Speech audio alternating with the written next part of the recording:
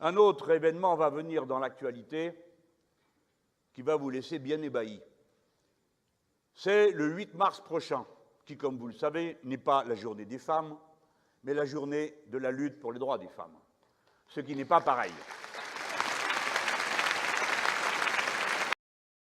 L'inégalité entre hommes et femmes emprunte naturellement beaucoup à des usages coutumiers profondément enracinés dans l'histoire.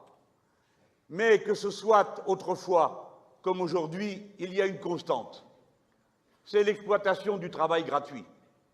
Et le capitalisme, qui est spécialisé dans l'exploitation du travail gratuit, car je vous rappelle que tout le capitalisme repose sur la gratuité, c'est-à-dire sur le fait que pendant 10 heures où vous travaillez, vous ne recevez en contrepartie de votre travail que 2 heures ou 3 heures de la valeur que vous avez produite, et tout le reste est pour l'autre.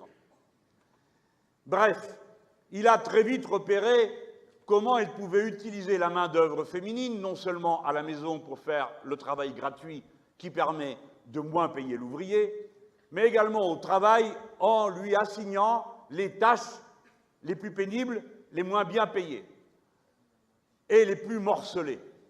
C'est ainsi que 80% des CDD et des contrats de travail à temps partiel sont assumés par des femmes. Ensuite, se combine sur le plan du salaire.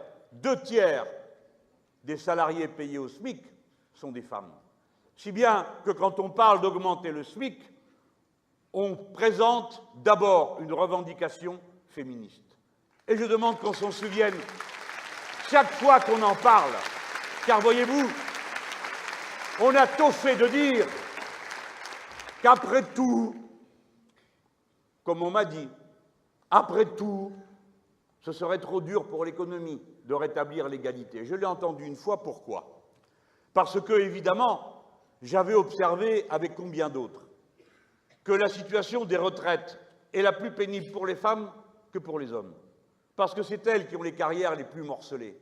Et que plus on a allongé l'âge de la retraite, l'âge du départ à la retraite, en augmentant le nombre d'années de cotisation nécessaires pour pouvoir partir à la retraite, eh bien, évidemment, les premières qui avaient à en souffrir et qui ont les retraites les plus basses, ce sont les femmes, pour les raisons que je viens de décrire à cet instant.